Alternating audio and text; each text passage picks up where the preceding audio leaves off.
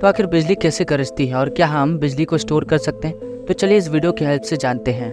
तो सबसे पहले जानते हैं कि बिजली में लाइट क्यों पहले आता है और फिर आवाज़ क्यों बाद में आता है। तो इसका रीज़न है लाइट और साउंड का स्पीड। साउंड का जो स्पीड है वो 330 मीटर पर सेकेंड है, लेकिन लाइट का जो स्पीड है वह 3 × 10⁸ मीटर पर सेकेंड है, मतलब 30 करोड़ मीटर पर सेकेंड स्पीड है। इसलिए लाइट पहले आता है और फिर साउंड यानी आवाज़ आता है।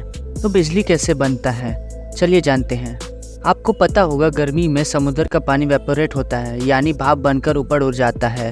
वो 165 मीटर ऊपर जाने के बाद टेम्परेचर कम होने लग जाता है और फिर बादल में बर्फ का छोटा छोटा टुकड़ा बन जाता है और फिर उसका बर्फ हवा के कारण एक दूसरे से टकराने लगता है और स्टैटिक करंट बनता है।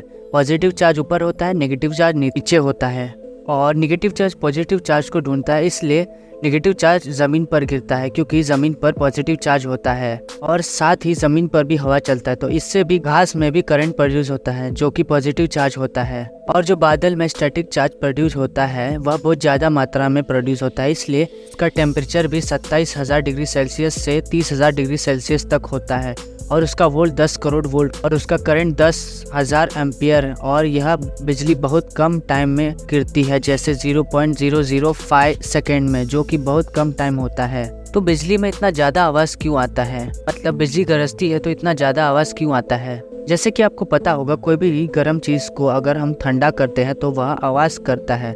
जैसे गर्म लोहा को अगर हम डायरेक्ट पानी में डालते हैं तो वह आवाज़ करता है। इसलिए बिजली का जो टेम्परेचर होता है वह 30,000 डिग्री सेल्सियस होता है। इसलिए बिजली जब ज़मीन पर गिरती है तो आवाज़ करती है क्योंकि ज़मीन पर ठंडा होता है और जो बिजली बनने का जो प्रोसेस होता है वह ज़मीन से करीब 10 से 12 किलोमीटर ऊपर होता है, इसलिए बिजली गिरती है तो बहुत ज़्यादा आवाज़ करती है। तो चलिए जानते हैं बिजली के 3 टाइप्स।